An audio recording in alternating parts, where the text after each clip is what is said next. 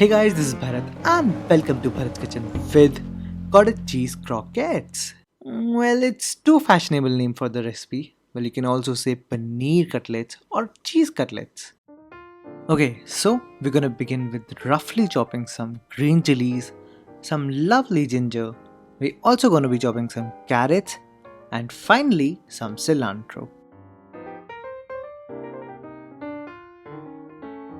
Now to combine the cottage cheese or paneer together, you need to first remove the water from it. So I've cut the paneer into small cubes and then we're gonna heat it in a microwave for about 30 seconds.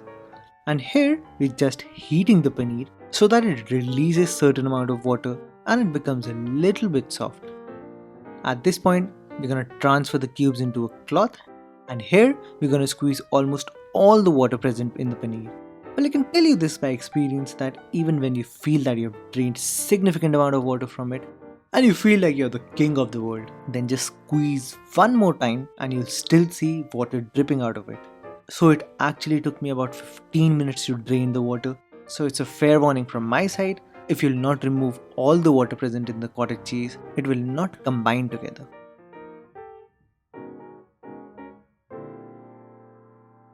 Okay, so before we begin cooking, I'm gonna crush some black peppercorn as you want coarsely crushed black pepper in our stuffing. So I'm gonna take a pan, keep it on a medium to low flame and add some oil. To that, I'm gonna add some cumin seeds. We're gonna let these seeds pop and then we're gonna add our ginger, our chili and cook them for about 2 to 3 minutes on a medium flame. After cooking for about 2 to 3 minutes, we're gonna add our chopped carrots. Now here you have to cook until the carrot starts to soften a little bit, which can take you about 4 to 5 minutes. And as soon as the carrot starts to soften, turn the flame off. And then add your chopped cilantro. We're gonna mix everything together and finally we're gonna add our waterless cottage cheese, crushed black pepper and some salt. Now here, make sure you add black pepper and salt at the end, otherwise there are chances that the stuffing might not come together or it can have a bitter taste. At this point, I'm gonna mash everything together and keep the stuffing aside to cool down a little bit. Now to achieve that perfect commercial shape, I'm gonna use a cookie cutter, and since I'm quite a romantic kind of a guy, I'm gonna use a heart-shaped cookie cutter. And yes ladies, let me repeat that for you, I'm pretty much romantic, okay? Well anyways, we're just gonna drop some stuffing in the cookie cutter and make sure you squeeze it properly. Keep it nice and tight, and when you take the stuffing out, you'll achieve a perfect shape like this. And don't worry, everything will stay together. But to make sure everything stays together in its position 100%, I'm gonna keep them in a freezer for about 10 minutes and not more than that. And in the meanwhile, we're gonna make a batter to coat them. So in a bowl, I'm gonna add some all-purpose flour, some cornstarch, some oil, some baking powder and some salt. Now the most crucial thing here is that you have to add hot water. Don't make the mistake of adding cold water or room temperature water. Then just whisk everything together and you'll achieve a very thick batter. I mean, you can see the consistency of the batter, it's pretty damn thick.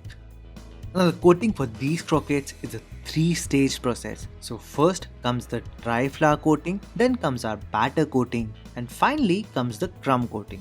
Now the breadcrumbs that I'm using here are normal dried breadcrumbs, but what I've done here is that I've made them very fine by grinding them in a blender. And trust me, this step is very important. So take one of the lovely heart-shaped stuffing, dust them with some all-purpose flour and then dip one side in the batter and let it sit there for 5 seconds. Then gently flip it and coat it on the other side. And remember, you have to again let it rest for 5 seconds. Basically, we want the dry flour to absorb the moisture in the batter and stick properly. Finally, just drop it in the breadcrumbs, but make sure too much breadcrumbs do not latch onto it. Now I know all this is very messy and the question popping in your mind is, how did you get that perfect shape in the photo even though it's so messy? Well, the answer is very simple. Basically, after the crumb coating, I let the cutlet rest for a few minutes, and what happens is that the breadcrumb starts to absorb the moisture and make the outer crust a little dry. So after a few moments, you can easily rectify your shape issues. Okay, the last step is just to fry them, which we will do on a medium to low flame. So 3 to 4 minutes on one side, then flip them, then again 3 to 4 minutes on the other side. You can also bake them at 200 degrees centigrade for about 15 minutes and they'll be perfect. Now one of my friends asked me that how did you get that golden color? Did you use cornflakes? Well, the answer to that question is very simple.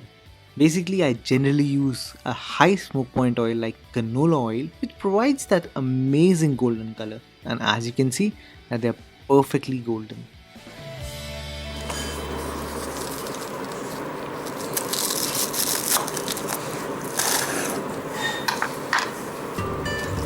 There you go guys, how to make paneer cutlet or cottage cheese cutlet or paneer croquettes.